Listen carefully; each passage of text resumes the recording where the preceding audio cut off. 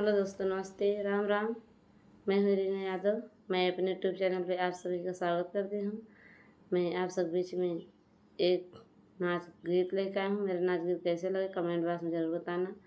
अच्छे लगे तो लाइक सब्सक्राइब शेयर ज़रूर दोस्तों ज़रूर करना। आप सभी के बहुत बहुत धन्यवाद दोस्तों। मेरे चैनल को ज़्यादा से ज़्यादा सपोर्ट करना।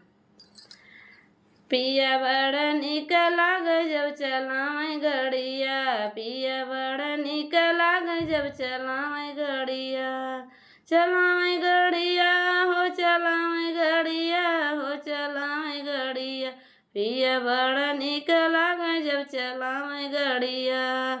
सोने की थाली में जीवन बनाए, जीवन बनाए हो जीवन बनाए, जीवन न जी मैं उठावे छड़िया, पिया बड़ा निक लागे जब चलावे गड़िया, पिया बड़ा निक लागे जब चलावे गड़िया।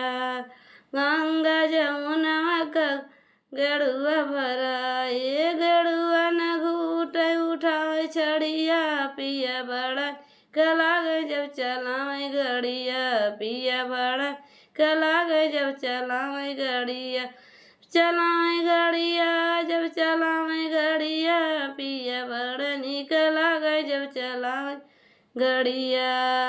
लाची लवांग कबीरवा लगाए, लाची लवांग कबीरवा लगाए, बीरवा लगाए हो बीरवा लगाए, बीरवा न कुछ उठावे छड़िया, पिया बड़ा निक लागे जब चलावे गड़िया, पिया बड़ा निक लागे जब चलावे गड़िया, चलावे गड़िया हो चलावे गड़िया, पिया बड़ा निकल जब चलावे गड़िया।